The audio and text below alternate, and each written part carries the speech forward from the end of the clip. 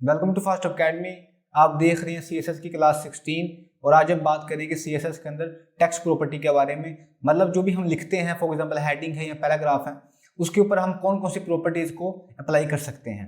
Okay, तो हम आज की वीडियो के अंदर और हमारी आने वाली जो होंगी कुछ वीडियोज उसके अंदर बात करेंगे ये सब प्रॉपर्टीज के बारे में। तो सबसे पहले हम देखते हैं टेक्स्ट कलर के बारे में। ठीक है, तो यहाँ पे ये इसका कोड है और ये है इसकी आउटपुट, जहाँ लिखा हुआ मैंने एक टेक्स्ट CSS इंट्रोडक्शन। ठीक है, मैं करता क्या हूँ कि इसको मैं थोड़ा कर लेता हूँ जूम यहाँ से, ठीक है, ताकि बार बार मुझे जूम ना करना पड़े। ठीक है, अब मैं क्या करता हूँ कि पहली जो है प्रॉपर्टी वो है कलर। ठीक है, तो पहले हम ये देखते हैं कि हम किस तरह से अपने टेक्स्ट का जो कलर है वो चेंज कर सकते हैं। तो ये मेरी हेडिंग है, उसको मैंने नाम दिया है मेन के नाम से, इसकी ID है, और ये है इसका CSS। तो यहाँ जाके सबसे पहले लिखूंगा कलर। तो मैं ये चाहता हूँ कि मैंने अपने टेक्स्ट का कलर चेंज करना है, तो यहाँ लिखूंगा मैं कलर। उसके बाद जो भी मैंने कलर देना है वो मैं यहाँ लिख दूंगा। ये प्रॉपर्टी बेसिकली हम पहले भी सीख चुके हैं। मैं यहाँ पर आया, इसको मैंने किया रिफ्रेश, तो आप देखेंगे हमारा जो कलर है वो चेंज हो गया है। ठीक है, उसके बाद अगर मैं चाहूँ तो मैं इसका बैकग्राउंड कलर भी चेंज कर सकता हूँ। तो ये प्रॉपर्टी भी मैंने पहले देखी हुई है, लेकिन एक बार मैं आपको फिर दिखा देता हूँ। ठीक है, यहाँ पे हमने ये लिखा और यहाँ पर इसको मैंने किया रिफ्रेश, ये देखें। ठीक है, तो ये तो हो गया, ये सब कुछ हमने पहले सीखा हुआ है। ठीक है, इसको यहाँ से कर देता हूँ मैं कट। तो हमने आज क्या सीखना है? आज बेसिकली हम ना पहले देखते हैं टेक्स्ट डेकोरेशन के बारे में। तो इसके अंदर जो है प्रॉपर्टीज वो ये 5 वाली हैं। तो जो पहली प्रॉपर्टी है वो है टेक्स्ट डेकोरेशन लाइन। ये क्या करेगी? ये अभी आप देखिए क्या करेगी। मैं यहाँ पर आया, मैंने यहाँ लिखा टेक्स्ट डेकोरेशन लाइन, मैंने यहाँ लाया सेमीकोलन। अब जिसकी प्रॉपर्टी है वो है ओवरलाइन, अंडरलाइन और लाइन थ्रू। तो मैं चाहता हूँ कि मैंने अपने इस टेक्स्ट के नीचे लगानी है अंडरलाइन, तो यहाँ मैं लिखूंगा अंडरलाइन। ठीक है, टेक्स्ट डेकोरेशन लाइन उसकी प्रॉपर्टी और वैल्यू होगी अंडरलाइन। मैं यहाँ पर आया, इसको मैंने किया रिफ्रेश। अब आप देख रहे होंगे कि आपका जो टेक्स्ट है उसके नीचे एक अंडरलाइन आ गई है। ठीक है, तो ये आप CSS की हेल्प के साथ कर सकते हैं। उसके अलावा अगर मैं चाहता हूँ कि मैंने लगानी है अंडरलाइन, मैंने नहीं लगानी, इसकी और प्रॉपर्टीज अगर आपने देखनी है तो यहाँ पर देखें लाइन थ्रू ओवरलाइन। ठीक है, तो मैं चाहता हूँ कि मैं लगाऊँ ओवरलाइन। तो ओवरलाइन क्या करेगी? जो आपकी लाइन है वो आ जाएगी ऊपर, ये देखें। ठीक है, आपको टेक्स्ट है उसके ऊपर जो है वो लाइन आ गई है, ये होगी आपकी ओवरलाइन। और जिसकी एक और प्रॉपर्टी है उसका नाम है लाइन थ्रू। ये क्या करेगी? ये आपके टेक्स्ट के सेंटर से लाइन को करेगी ड्रा। तो ये आपने यहाँ पे सीख ली है कि ये क्या करेगी। ठीक है, तो ये तो होगी यहाँ पर। अब जो दूसरी प्रॉपर्टी है वो है टेक्स्ट डेकोरेशन कलर।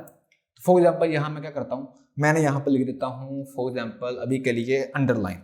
तो यहाँ पर अभी जो आपने लाइन लगाई है ये वाली, आप चाहते हैं कि इसका जो कलर है वो आपने चेंज करना है। तो बाय डिफॉल्ट इसका जो कलर है वो ब्लैक है, तो आप चाहते हैं कि आपने इसका कलर चेंज करना है। तो आप यहाँ पे क्या करें, अब यहाँ पर आए और आप यहाँ पे लिखें टेक्स्ट यहाँ पे आप लिखें टेक्स्ट डेकोरेशन कलर, और कलर आपने जो भी देना है वो कलर आप यहाँ पे देख सकते हैं। कलर का आप नाम लिख दें या आप उसका हेक्साडेसिमल कोड लिख दें, आपकी मर्जी है। तो मैं चाहता हूँ कलर होना चाहिए फॉर एग्जाम्पल ब्लू। ठीक है, मैं यहाँ पर आया, इसको मैंने किया रिफ्रेश और सीरीज, तो कलर हमारा चेंज हो गया है, बहुत इजी था। ठीक है, अब उसके बाद उसकी प्रॉपर्टी है तीसरी प्रॉपर्टी, वो है स्टाइल, कि आपने उसका स्टाइल कौन सा देना है। ठीक है, तो अभी जिसका स्टाइल वो सॉलिड है। स्टाइल मतलब अभी बताता हूँ मैं क्या बात कर रहा हूँ, टेक्स्ट डेकोरेशन स्टाइल। तो इसका जो स्टाइल है बाय डिफॉल्ट वो सॉलिड है, और मैं चाहता हूँ कि वो होना चाहिए डैश। ये देखिए क्या फर्क पड़ेगा, आपने देखा। अब यहाँ पर आ गए हैं डैश, आप इसको करना हो डॉटेड तो आप वो भी कर सकते हैं जैसे। तो आपका काम है कि जो बाकी प्रॉपर्टीज हैं उनको आप खुद से करें एक्सप्लोर। ठीक है, तो ये भी सही है। तो मैं इसको ले आता हूँ फॉर एग्जाम्पल डॉटेड के ऊपर ले आते हैं, अगर डैश के ऊपर ले आते हैं तो ये ऐसे आ जाएगा। ठीक है, अब जो उसकी है ना चौथी प्रॉपर्टी वो है टेक्स्ट डेकोरेशन थिकनेस। इसका मतलब ये है कि जो आपने लाइन लगाई है उसकी जो है ना विड्थ आपने कितनी देनी है, वो लाइन कितनी मोटी होनी चाहिए। तो फॉर एग्जाम्पल मैं कहता हूँ कि वो होनी चाहिए 5 पिक्सल करके, देखते हैं कितना फर्क पड़ता है। यहाँ पर ऐश को किया रिफ्रेश, आपने देखा कि जो मेरी लाइन है वो थोड़ी उसकी जो विड्थ है वो ज्यादा हो गई है। ठीक है, तो आप इसको कर सकते हैं खुद से एक्सप्लोर। अब यहाँ पर क्वेश्चन आपका ये होगा कि सर अगर हमने ये चारों प्रॉपर्टी अप्लाई करनी है तो क्या हमें ये हर प्रॉपर्टी को अलग अलग यहाँ पर लिखना पड़ेगा? क्या इसका सर कोई शॉर्टकट नहीं है? तो शॉर्टकट है। शॉर्टकट ये है कि आप ना इस सब को लिखने की बजाय, इसको मैं करता हूँ यहाँ से कमेंट, आप अगर आपने चारों प्रॉपर्टीज अप्लाई करनी है एक साथ तो आप इसको ना लिखें, आप यहाँ पे लिखें टेक्स्ट डेकोरेशन सिर्फ। ठीक है, अब उससे अब ये आपने लिख लिया।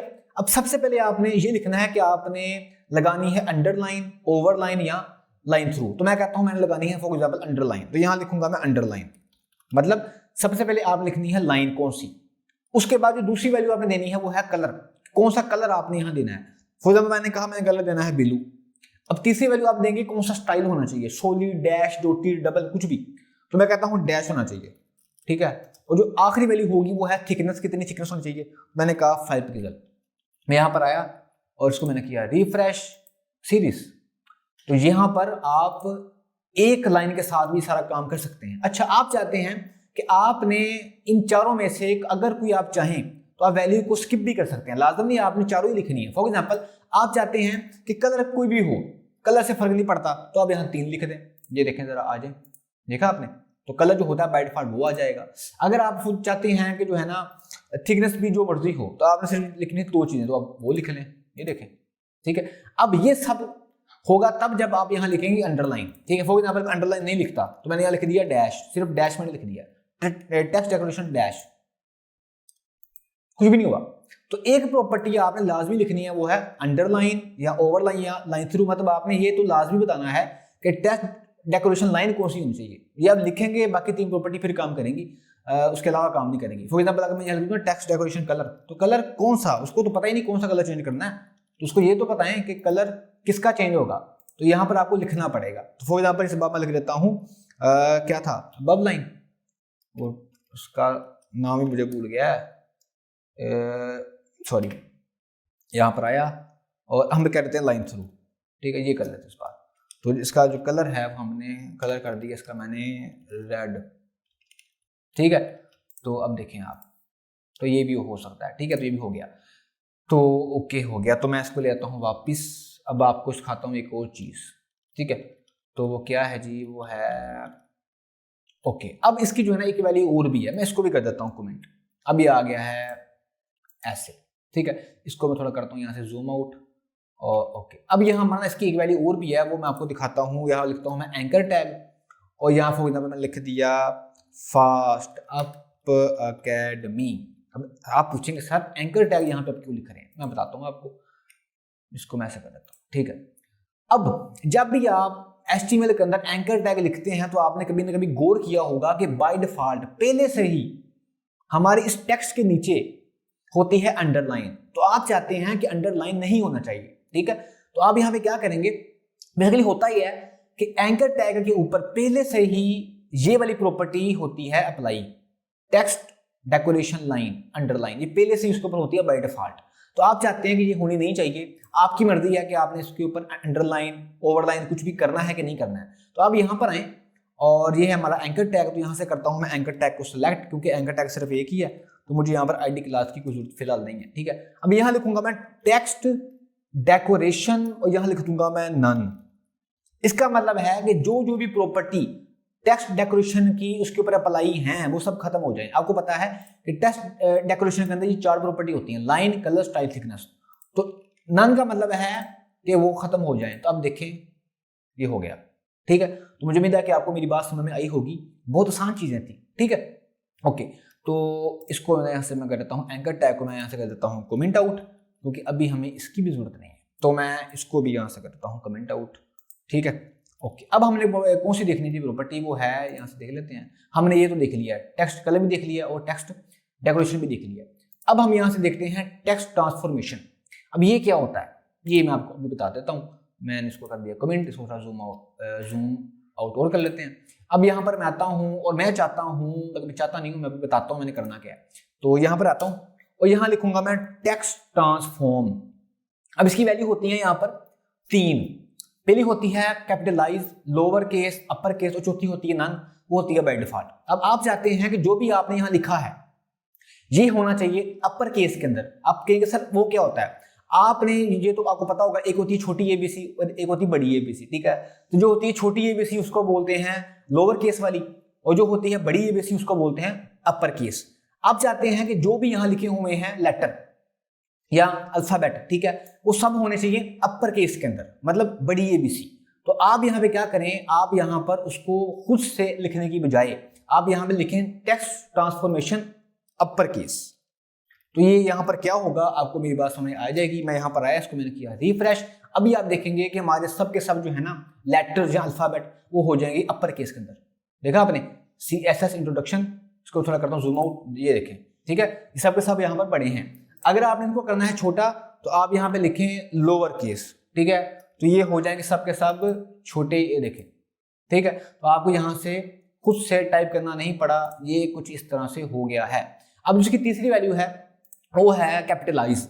ये क्या करेगी मैं बताता हूँ आपको। यहाँ मैं लिखूंगा कैपिटलाइज, ये करेगी कि आपके टेक्स्ट के अंदर कोई पैराग्राफ है, कोई हेडिंग है, उसके अंदर जितने भी वर्ड होंगे, हर वर्ड का जो पहला लेटर होगा ना उसको कर देगी अपर केस के अंदर। यहाँ पे आप देखें ये हमारा है CSS, तो जो इसका पहला है ना लेटर वो C है तो वो है कैपिटल। उसके बाद है इंट्रोडक्शन, तो जिसका पहला है ना लेटर या अल्फाबेट वो है बड़ा I।